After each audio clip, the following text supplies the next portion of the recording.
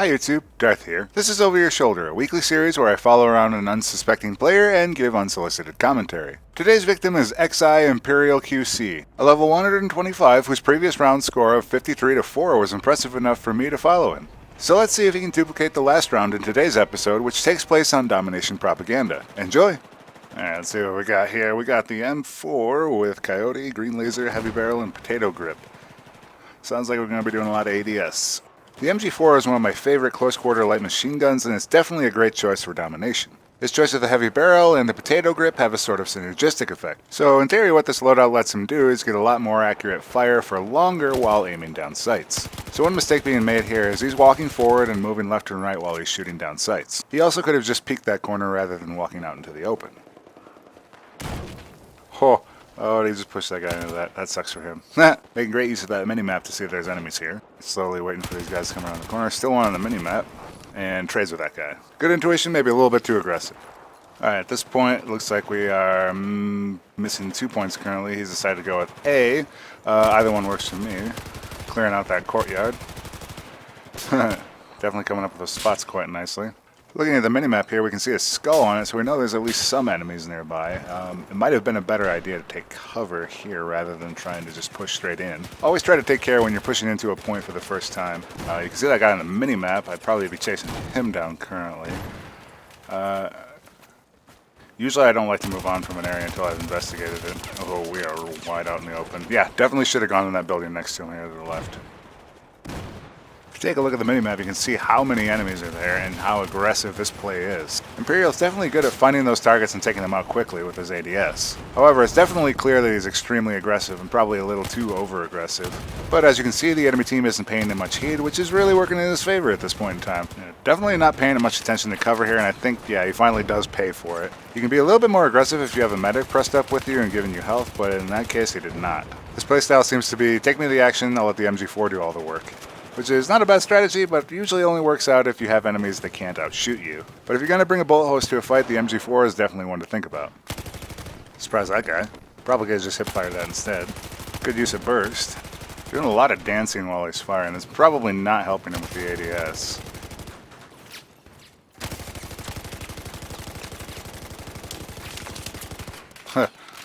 Probably holding it down for a bit too long there, but still managed to come up with a kill. I think there's a lot of sloppy play here that if you tightened it up, you'd probably be a pretty consistent, amazing player. Oop, and he goes to the kill well just one too many times. Remember, if you're constantly picking the same corner, the enemy's going to start to look for you there. Alright, looks like the spawns have shifted, and now this team's over here. Good catch on the minimap, and good choice not killing the guy that's protected by spawn protection. Very nice couple of pickups there. Whenever you see somebody spawn on their squad mate, always take out the squad mate first. Spawn protection, while short, can mean the difference between you winning a fight and you losing it. And again, Imperial peeks the corner one too many times there. So taking a look at the score, it's 502, 512, the early start, we're doing pretty well. Red's still doing a good job of holding on to it despite the absolute bruising that Imperial is giving them. So Imperial is definitely one of the most aggressive players I've seen on Over Your Shoulder, and if I had any recommendations for him right now, it would probably be to get himself to cover more often. And right there, he left himself exposed and got shot down for it. Definitely get some great aggressive play out of Imperial here. I would think with a little bit more cautiousness, he might do a heck of a lot better, which is kind of hard to imagine with him going 18-6 already. Oh, wow. And we're starting to get it opened up here in Red Team's favor. It looks like they're about 50 points behind on Blue. They're managing to come up with a point finally, though. I feel like Imperial's doing a little bit of carrying here. If he didn't have, 20 kills under his belt right now, it'd probably be a lot less even. Looks like Blue's finally managed to come up with this point. Imperial's doing the smart thing, trying to flank around the back, see if there's any spawns that came out of it. People trying to defend. I usually like to play the outside lanes myself just because I don't like being in front of 20 gun barrels at the center lanes. You can see that spawn beacon on the minimap. I don't think anybody's taking the time to take that out. That's probably going to present a problem later. Definitely plenty of blue bodies here. I've been thinking about maybe pushing more towards A, where there's a plenty of enemies likely to be, since there are no friendlies there. Looks like we're making the crossover now. Ooh, and we get caught. So one of the things you want to watch out for if you're vaulting or mantling, you cannot fire at that point in time, so those are the times when you're the most vulnerable. And he comes up with 2 nice easy kills there. He's doing a pretty good job of burst firing at range, so he's got his gun down pretty well. Again, I think it's just a matter of finding that cover that's going to be impairing him. Good job of spotting enemies. Oh, and there's that mantle problem again. Imperial has had a great start to this game, but it's sort of falling apart right now. It looks like his team's about 80 points behind now. I'm starting to think that this game is just going to go in Red's favor regardless of whatever this guy does. And you get games like that. And you get unlucky shots like that. It's like Blue's finally moving 2 points, but quickly broken and immediately turns into a 2 advantage for Red again.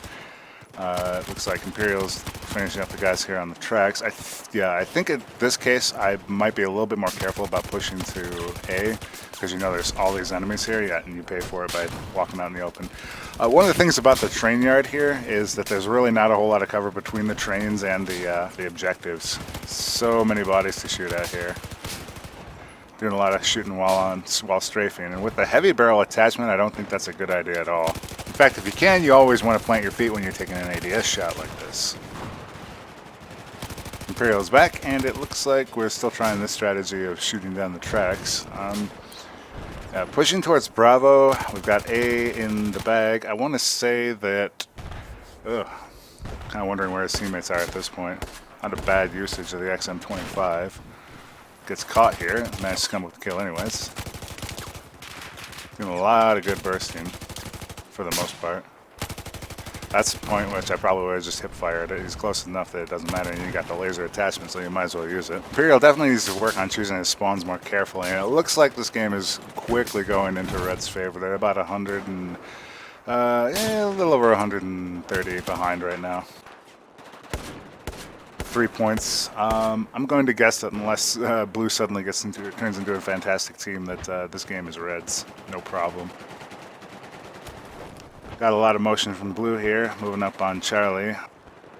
Though with Alpha and Charlie being under Red's hands, it's going to be kind of hard for them to get up and over. They're going to have to do the outside flanks in order to try and come up with this stuff. Good catch there on the mini-map from Imperial. If you're going to make something happen with the overall team score, now's the time to play the objective, which we don't seem to be doing much of. I don't think we've seen much grenade action out of them yet. Ooh, gets lucky there. The sniper missed his shot, and I think I would have hip-fired that instead.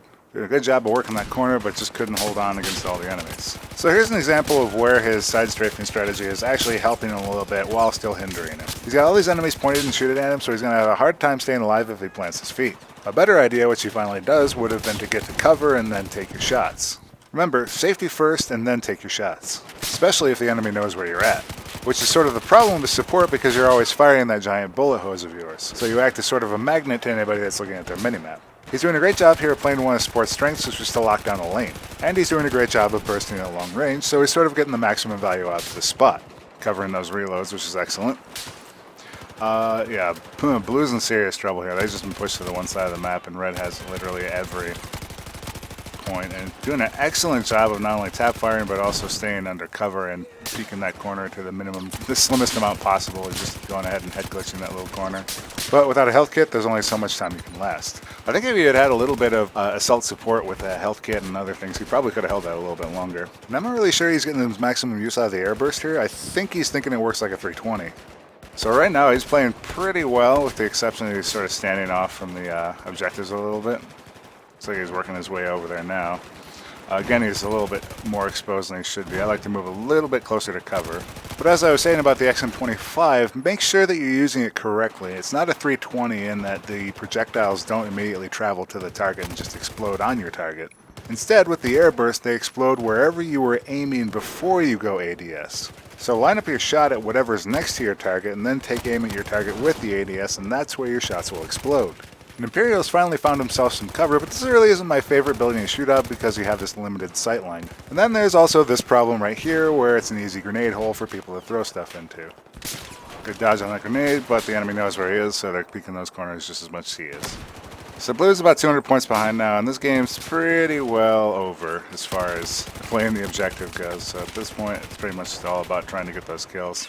Definitely doesn't care about staying in cover, though. So far, we've seen some really impressive glass cannon behavior out of Imperial. He gets a lot of great kills, but he also manages to just not keep himself protected in so many circumstances.